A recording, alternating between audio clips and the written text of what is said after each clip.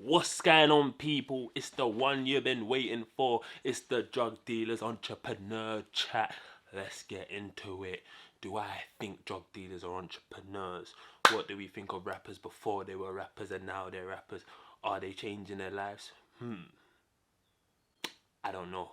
Let's get into it. Let's talk about it. Comment, like it. Subscribe.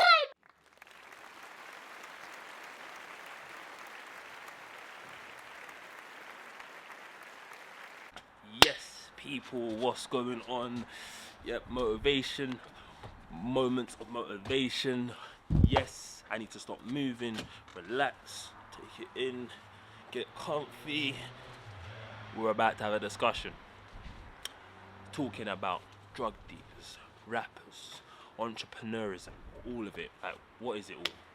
Is it all the same thing? Do we think they're doing the same? Who knows?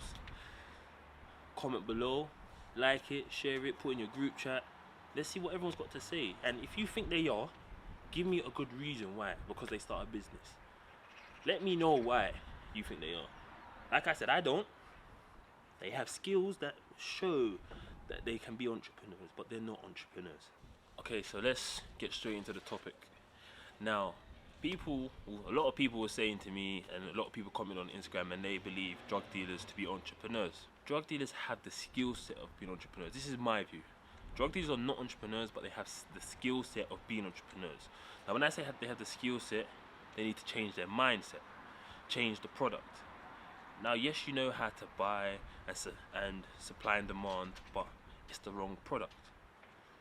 The product you're using, you can't actually invest that money, because once you invest that money is now down to as drug money. Because it's down as drug money, the house you bought with that drug money, the trainers you bought with that drug money, the company you invested in can now be taken away from you. So therefore, one, it's illegal, and two, you can't make the right investments and you can't grow the business. So why I say drug dealers are not entrepreneurs, because yes, you're a small town, you can't tell me you're an entrepreneur. You can't tell me you're an entrepreneur by selling 10 bags, okay? If you're selling 10 bags to go, or selling drugs to go and buy Louboutins and all these high class trainers and clothes, that doesn't make you an entrepreneur. Just because you think you've started a business and you're making money from that business does not make you an entrepreneur if the business can't be registered on Company House, because therefore it's not a company. Therefore you can't be an entrepreneur. Facts. And now, let me slow down, because right now I'm saying a lot of negative stuff. So let's bring it back. Now, when I said drug dealers have the skill set of being entrepreneurs, let me tell you why. Now, as a drug dealer, right, you get something. You might get it, as they say, consignment, or you might get it in where you've paid for it. Now, whatever you paid for, you need to make a profit on. This is when the entrepreneur mindset starts taking over, and this is where I want people to kick out the drugs and actually think of a new product and adapt these skills to something better for themselves.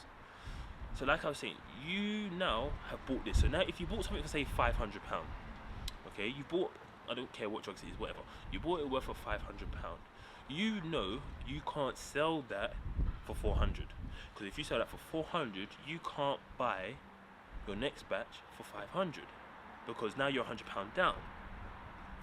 Now you know you're going to get that for 500, and you might sell it for 600. 600 means you've made £100 profit.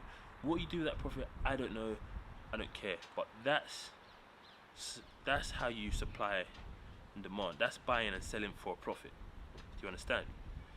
Now that takes entrepreneurism, because now you have to know, okay, if I buy this at that price, I need to know if I break it into 2, break it into 3, whatever, and sell it at, say, I'll break whatever it is into 4 pieces. I need to sell it at 125. I can't sell it at 120. If I sell it at 120, I'm losing. I sell it at 125, I break even. If I sell it at 150, I'm now making money. When you start thinking of all these things, some drug dealers, obviously of today, they don't know. They just know buy, sell, buy, sell, buy, sell, buy, sell, buy, sell, and that's not the point of things. What I'm trying to urge people to do is to forget about that and get your head thinking. Like, a lot of you in isolation right now. Like I said in my last video, you're playing video games, you're looking at what you can buy, look at what you can teach yourself. Like, you don't understand the skill sets you already have at hand and what you've done so far. You just have to change a few things. It's like, that's why I say change the product.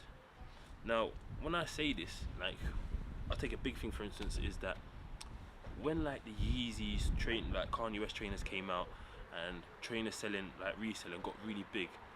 I watch a lot of these resellers online, and I mean, they come from that kind of background. I won't call them drug dealers, but they come from that kind of background. They saw a way out. Their minds ticked and goes, I can do this, make it legit, and make a profit.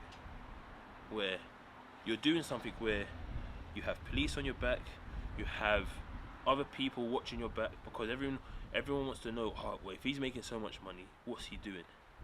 All these people on your back because you're doing something illegal and you can't protect yourself.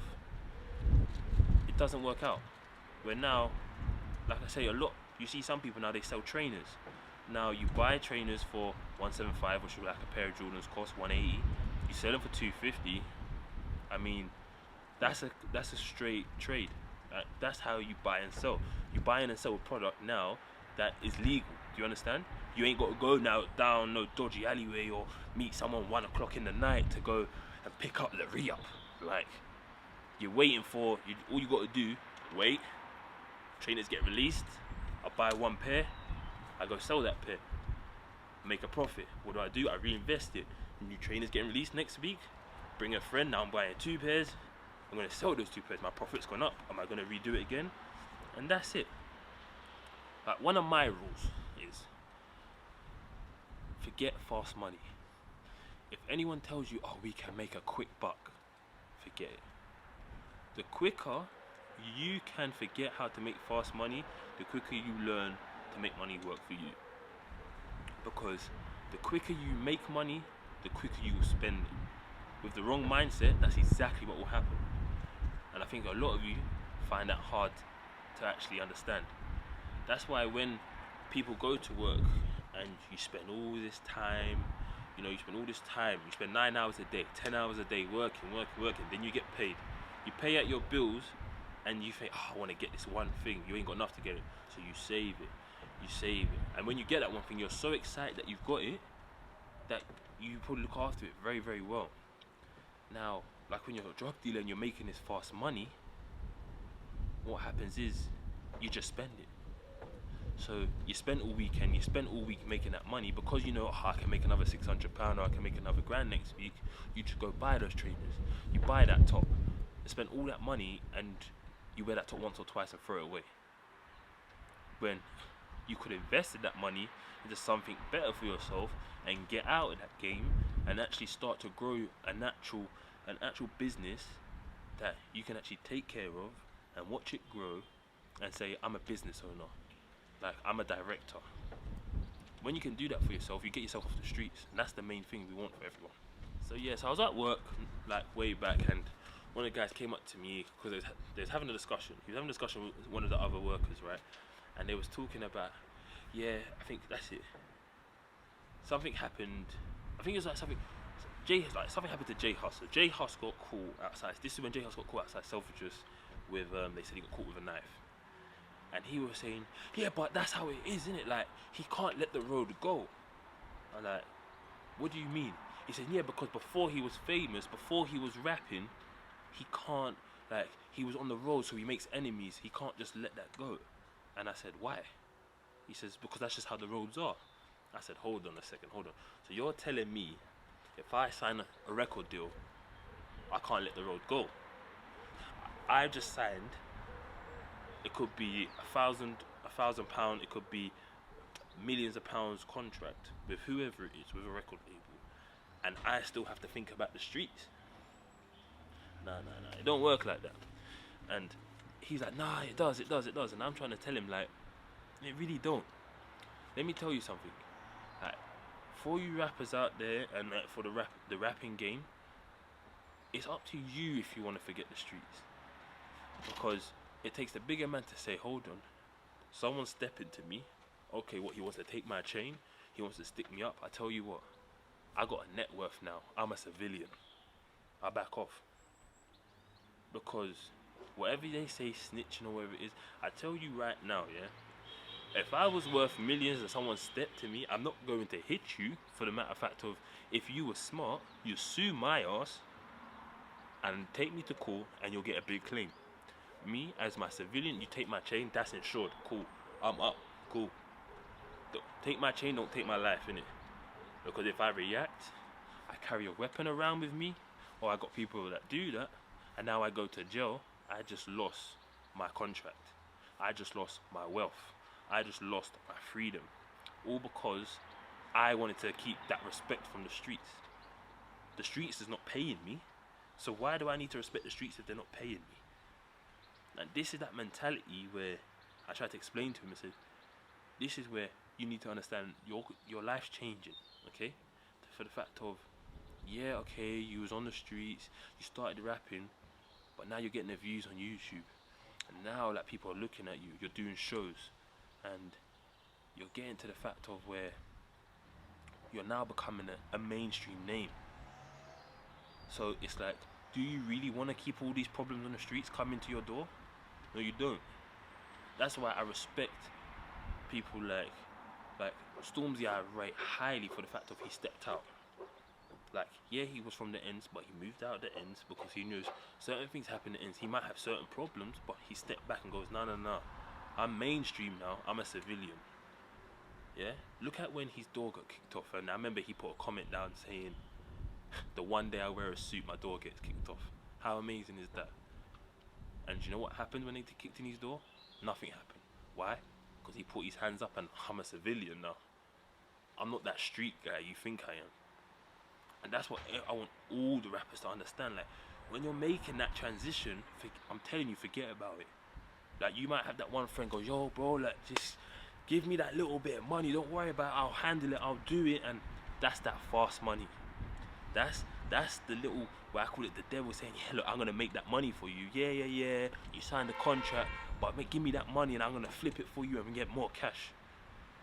Yeah, that's true, but that's not the right way. It's not the way you continue your success. Why do you want to do something when you're doing good right now, where all you need is that correct mindset and you can do better? Like, I'll give you another example. Lethal Bizzle said a couple weeks back about putting your money into property and just leaving it there. I'm telling you right now, if I was a rapper right now, I'll go buy a property because something's going to be cheap and just leave it there. Right now, when everyone's in isolation, that'd be a great thing to do. So yeah, so that's my view on the whole rap game, because I realise that's what's a lot's happening out there. Some of the rappers are still sticking to the streets, or like they're still dipping their toes in the streets while they go mainstream. Just forget about it. Like, you think it's hard and it's really not. You gotta understand, you gotta cut that negativity energy out of your system and out of your circle and just say, I'm actually a rapper now. I signed a contract, let me just concentrate on this music. I don't need to concentrate on trying to flip this and flip that. Nah, flip albums, get me, flip singles, get me, just watch that YouTube and watch them views just keep going up and say that's money. That's what you got to do, and then next thing you know, you can go invest into a business and do something better for yourself and actually pay back the streets. Get me, and get some of your guys off the road. So yeah, that's that. That's my view on the rappers, the entrepreneurship and drug dealers. I hope this video was useful. I hope someone might see it and, you know, benefit from it. But yeah, comment below if you think I'm talking rubbish. Comment, let me know if I can improve. Comment, let me know if you like it. Thumbs up, like it, subscribe. Thank you very much. Motivational Moments out.